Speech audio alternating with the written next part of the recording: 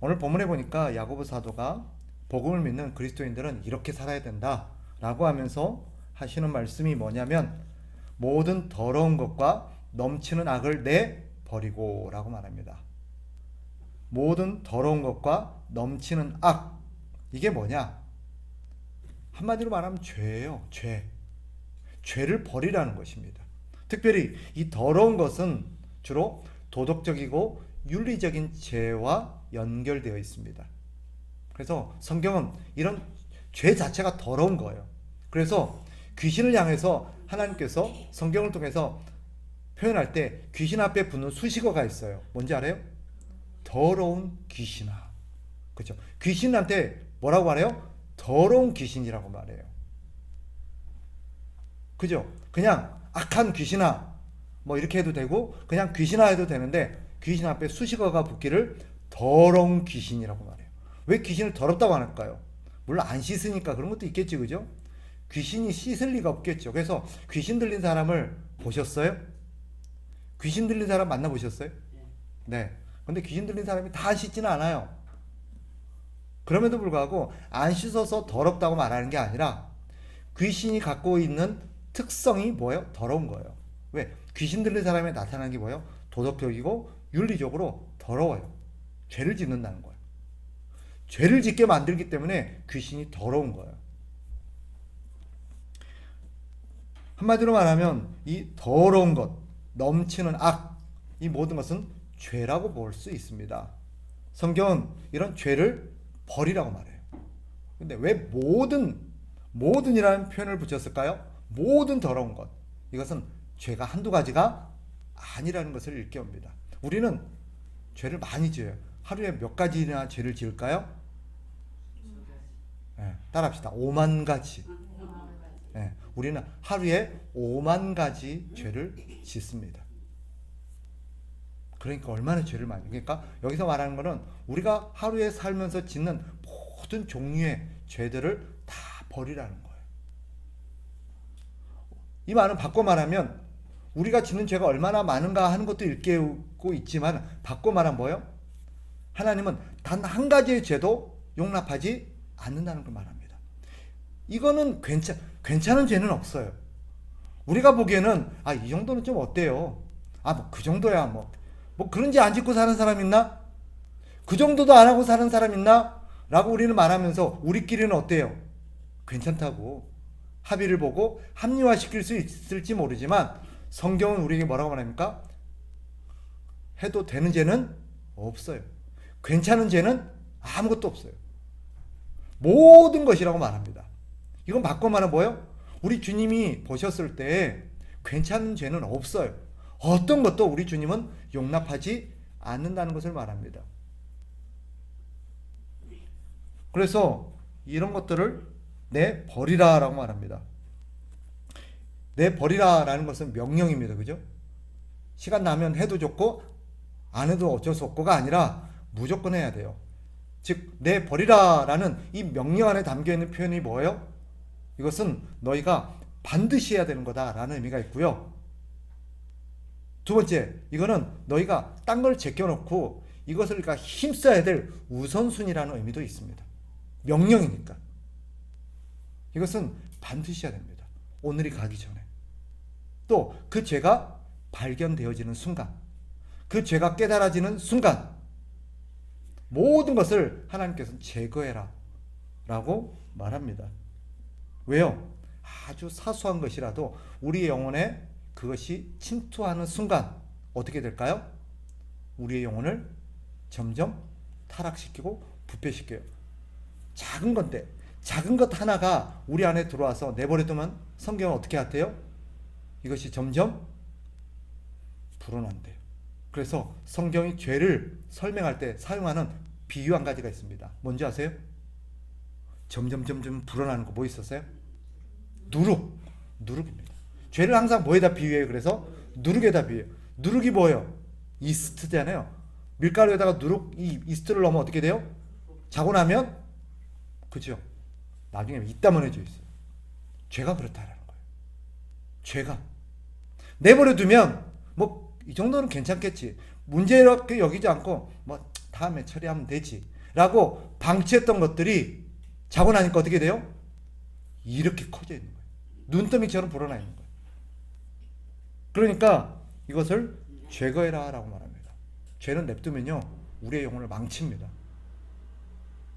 오죽하면 옛 우리 조상들이 뭐라 그래요? 바늘도둑이 소도둑 된다라고.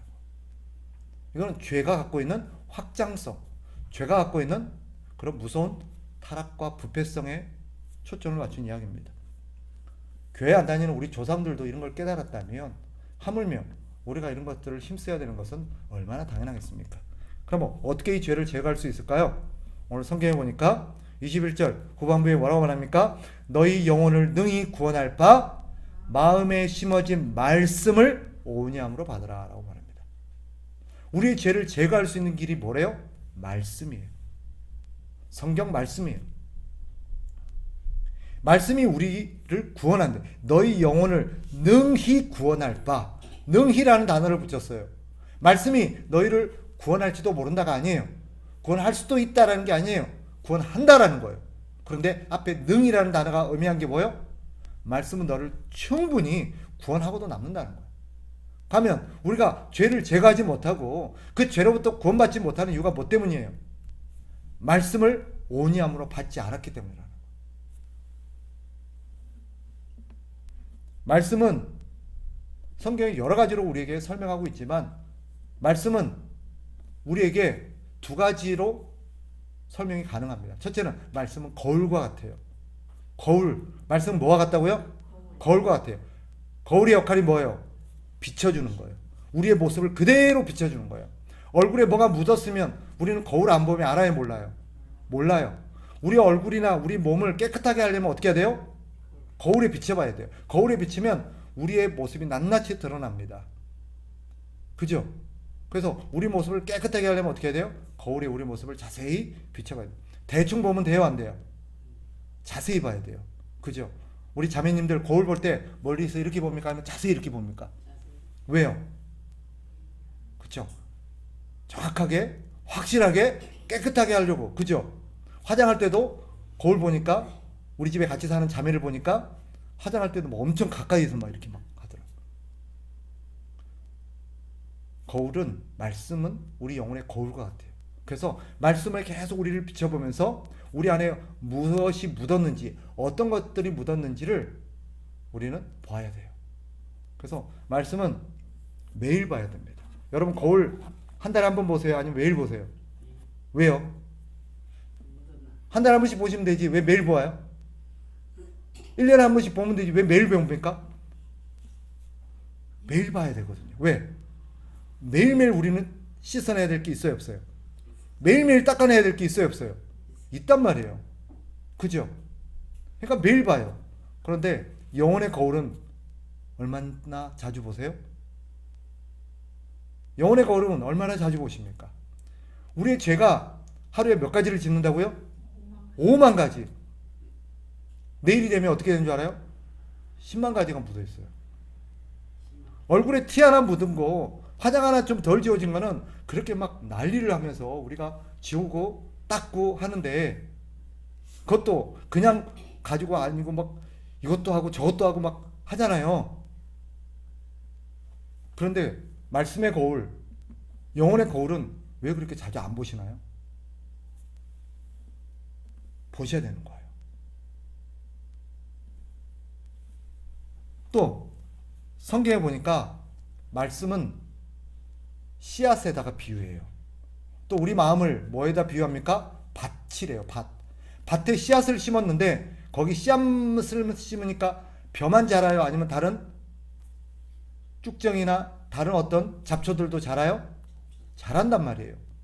우리가 심은 곡식만 딱 자라면 되는데 곡식만 자라는 게 아니라 밭에는 다른 것도 자란다는 거예요. 그죠? 농사를 해보신 분들은 알아요. 저는 잘 모르는데 들어보면 우리 권사님들도 텃밭을 읽어본 경험이 있으니까 밭에 나가서 한 며칠만 안 가보면 뭐 어떻게 돼 있어요? 잡초가 막 자라나 있어요. 그래서 어떻게 해야 돼요? 뽑아줘야 돼요. 냅두면 어떻게 될까요? 나중에 자라서요 곡식인지 구별이 안 되고요. 나중에 이거 뽑다가 어떻게 돼요?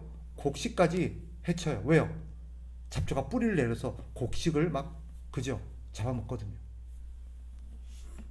그래서 우리는 매일매일 잡초를 뽑듯 그걸 뽑아내야 돼요.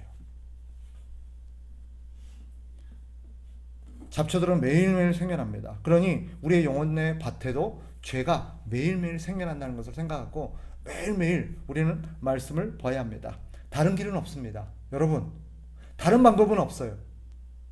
우리의 영혼의 죄를 제거하고 죄를 씻어내고 죄를 날마다 깨끗하게 하는 방법은 말씀 외에는 다른 길이 없습니다. 명심하십시오. 다른 길이 있을 수가 없어요. 말씀밖에 없어요.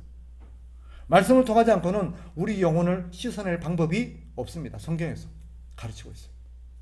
그러니 오늘 우리는 너희 영혼을 능히 구원할 바 마음에 심어진 말씀을 온유함으로 받으라라고 말합니다. 그러면 온유함으로 받는다는 말이 뭘까요? 온유함으로 받는다는 것은 다르게 말하면 겸손하게 받는다는 뜻입니다. 여기 온유함이라는 단어가 다르게 어떻게 번역이 되냐면 겸손함이라는 단어로 번역이 됩니다. 그러니까 온유하게 받는다는 말은 무슨 뜻이에요? 겸손하게 받는다는 것입니다. 그럼 말씀을 겸손하게 받는 게 무엇입니까? 말씀을 겸손하게 받는다.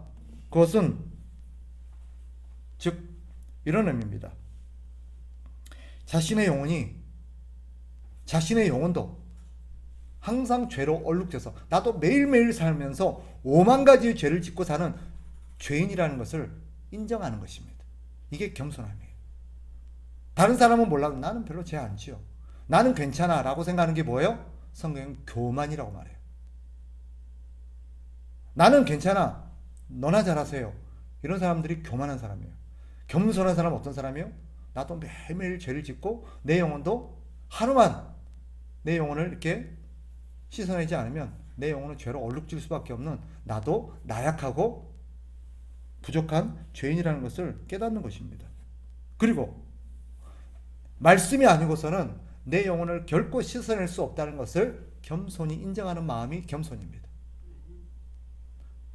노력하면 되지. 죄 안 지으려고 하면 되지. 결단하면 되지. 안 돼요. 오직 말씀이 아니고서는 불가능합니다.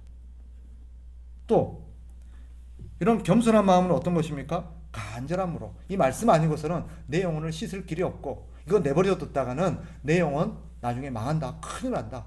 손 쓸 수 없는 지경이 간다. 라는 절박한 마음으로 매일매일 세수하듯이 거울을 보고 내 영혼을 닦아내듯이 매일매일 말씀을 묵상하는 것.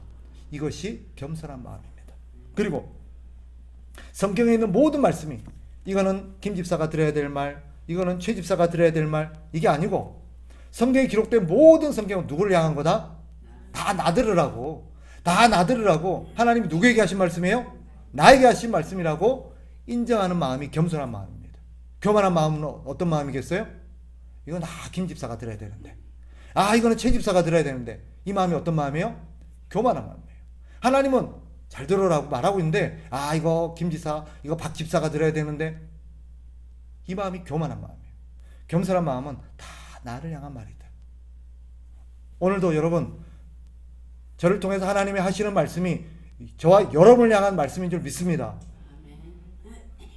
그래서 하나님이 말씀하면 다른 사람 떠올리지 마세요. 다른 사람이 생각나면 내가 교만하구나. 내가 지금 아직도 내가 교만하구나. 정신을 못 차렸구나. 이렇게 생각하면 정확합니다. 하나님이 설교자를 통해서 말씀을 선포할 때 누구를 향한 말씀이다? 따라합시다. 나를 향한 말씀이다. 따라합시다. 나들으라고 하는 말이다. 네. 들었지? 이러시면 안 돼요. 한 번씩 보면 종종 그런 분들이 계세요. 야, 들었지? 도대체 뭐 들으신 거예요? 너 들으라고 했다니까? 따라해요. 나 들으라고 하는 말이다. 그러니까 다시는 우리가 해서는 안 되는 말이 뭐예요? 들었지? 이 말 하면 안 되는 거예요. 네. 그러니까 나 들으라고 하는 말씀이구나 하고 그 말씀을 받는 것이 뭐예요? 겸손한 마음입니다. 이런 겸손한 마음으로 말씀을 받지 않으면, 즉 이것이 온유한 마음으로 말씀을 받는 거예요. 온유함으로 말씀을 받지 않으면 그 말씀은 우리에게 결코 능력으로 나타나지 않습니다. 왜? 숱한 나날을 10년, 20년, 30년 그 말씀, 족같은 하나님의 말씀을 들으면서도 내 영혼에는 잡초가 자라고 있고 여전히 내 영혼은 사납고 영원히 내 인격은 바뀌지 않고 영원히 내 행실은 그런가? 왜 그럴까요? 말씀을 들을 때 온유함으로 받지 않았기 때문에, 즉 겸손하게 받지 않았기 때문에 맨날 아유 이거 박 집사 들어야 되는데, 이거 최 집사 들어야 되는데, 맨날 그 생각으로 듣는 거예요. 나하고는 상관없는 거예요. 그러니까 그 말씀이 들어도 내 영혼에 유익이 하나도 없는 거예요. 여러분들도 살다 보면서 그런 경험을 하시잖아요. 얘기를 하는데도 한쪽 귀로 듣고 한쪽 귀로 흘리는 사람 보면 어때요? 너무 답답해요. 그래요, 안 그래요? 설교자도 그런 걸 느껴요.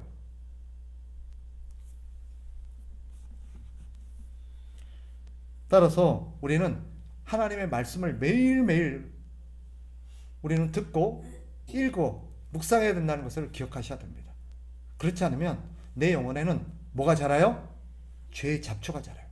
점점점 자라면 나중에 보세요. 씻지도 않고 머리도 안 자르고 막 그런 사람 나중에 보면 어떻게 돼요?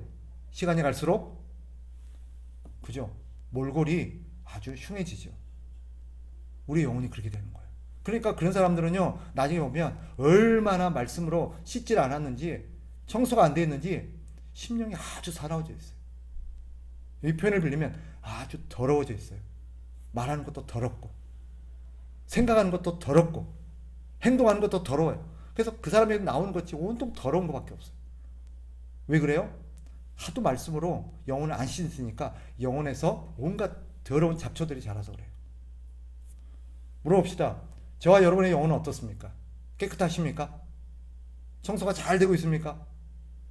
그러니까 내 안에서 쓴 독초도 자라고 잡초도 자라고 다른 사람 해치는 막 그런 것들이 자라는 거예요. 오늘 성경은 우리에게 말합니다. 방법은 하나밖에 없습니다. 우리를 능히 구원할 그 말씀을 믿고 온유함으로 말씀을 받는 길 뿐인 줄 믿습니다. 그러니 여러분, 말씀을 매일매일 세수하듯이 밥을 먹듯이 매일매일 말씀을 섭취하시고 그 말씀 앞에서 내 영혼을 계속해서 씻으십시오. 그러네. 말씀이 맞네. 내가 이게 문제지. 이걸 고쳐야지. 하나님께서 깨닫게 해주시면 그 말씀을 붙들고 우리는 뭐 해야 돼요? 기도해야 됩니다. 하나님, 나를 도와주십시오. 그때 하나님께서 그 말씀을 사용해서 내 영혼을 점점 만지시고 변화시킬 줄 믿습니다. 그래서 말씀을 자주 묵상한 사람이 신앙이 성숙할 수밖에 없어요. 우리는 말씀이 내 영혼을 건지는 유일한 약이요, 내 영혼을 건지는 유일한 길이라는 것을 믿고 매일매일 말씀으로 내 영혼을 살피시기를 바랍니다. 그리고 그 말씀을 통해서 영혼이 깨끗해져서 누구를 만나도 참 저 사람 깨끗하다, 영혼이 참 맑고 깨끗하고 참 고결하다라는 느낌을 줄 수 있는, 우리 만나서 얘기해보면 알잖아요. 어떻게 말하는 게 저렇게 더러울까, 생각하는 게 어떻게 저렇게 더러울까, 지저분할까. 그런 사람이 아니라 저 사람은 만나면 영혼이 참 깨끗하다는 걸 느끼는 사람들이 있어요. 그죠? 생각이 참 깨끗해요. 말하는 걸 보면 참 영혼이, 우리 흔히 순수하다는 표현 쓰잖아요. 참 깨끗해요. 말씀이 그 영혼들을 해서 안에 있는 더러운 것들을 자꾸 제거하거든요. 제거하거든요. 하나님께서 저와 여러분에게 그런 은혜를 베풀어서 우리 영혼을 깨끗하게 하시는 은혜가 우리 가운데 있기를 축복합니다.